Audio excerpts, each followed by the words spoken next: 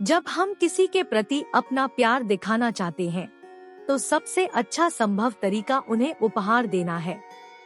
हालांकि वास्तु शास्त्र के अनुसार कुछ घरेलू चीजें हैं जिन्हें आपको उपहार नहीं देना चाहिए। भले ही आप विशाल की तार्किक विशेषता में कोई विश्वास नहीं कर रहे हो, जिस व्यक्ति को आप उपहार दे रहे हैं वह हो सकता है। यही कारण है कि आदर्श उपहार लेने में विचार का एक टन डालना आपके लिए मौलिक है। पूरी प्रक्रिया को सरल बनाने के लिए यहाँ 5 चीजें हैं जिन्हें आप कभी भी नहीं मानते हैं। नैपकिन और तौलिए। कुछ लोग उपहार देना पसंद करते हैं जो व्यक्तिगत है, और नैपकिन या तौलिए को इस मामले में काफी माना जाता है। यद्यपि जैसा कि वास्तु शास्त्र द्वारा इंगित किया गया है, इन चीजों को किसी के सामने प्रस्तुत नहीं किया जाता है क्योंकि वे आपके और प्राप्तकर्ता के बीच निराशावाद का कारण बनते हैं। एक बार जब आपके पास कोई अन्य विकल्प नहीं होता है, लेकिन उस बिंदु पर इस तरह की बंदोबस्ती को सहन करना सुनिश्चित करता है कि आप उन्हें एक सिक्का दें। पानी के साथ कुछ भी। सौंदर्यीकरण के लिए पानी की वस्तुएं या एक्वेरियम वास्तु शास्त्र के संबंध में एक विशिष्ट घटक है। इस तथ्य के बावजूद इसे कभी भी होम डेकोर उपहार के रूप में नहीं माना जाना चाहिए। यह विश्वास है कि इस तरह की चीजें देने से आप अपने कर्म और भाग्य को किसी अन्य व्यक्ति को देते हैं। पानी की वस्तुएं संभावित वित्तीय नुकसान के कारण उत्पन्न होने वाली नियमित समस्याओं का कारण है। वास्तव में पानी एक घटक है जिसमें आंदोलन में ठोस ऊर्जा होती है। यह या तो किसी व्यक्ति के अनुरूप हो सकता है या नहीं। इसी तरह जिस व्यक्ति को आप उपहार दे रहे हैं, वह विशिष्ट जलकृति उस पानी के टुकड़े को उचित दिशा में रखने के लिए सही वास्तु दिशा निर्देशों के बारे में नहीं जान सकता है। इसके बजाय आप हवा की झंकार के लिए जा सकते हैं, क्योंकि यह वास्तु के अनुसार एक अच्छा उपहार है। देवता और देवी प्रतिमाएं। प्रत्येक हिंदू घर में एक दिव्य की मूर्ति या छवि होती है जो उनके पूजा कक्ष में होती है।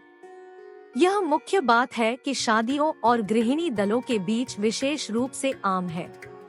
किसी भी मामले में आप में से अधिकांश को शायद पता नहीं होगा कि इन मूर्तियों या चित्रों को भविष्य के रूप में नहीं देखा जाता है। यदि प्राप्तकर्ता आंकड़ों के साथ सटीक रूप से व्यवहार नहीं कर सकता है, तो यह इसे बहुत हद तक विरोध का विषय बना सकता है। उदाहरण के लिए, भगवान गणेश सिद्धि या अच्छे भाग्य का प्रतीक है, इसलिए मुख्य द्वार पर एक गणेश मूर्ति एक अच्छा विकल्प हो सकता है, बशर्ते आप उचित देखभाल करें। स्टेशनरी।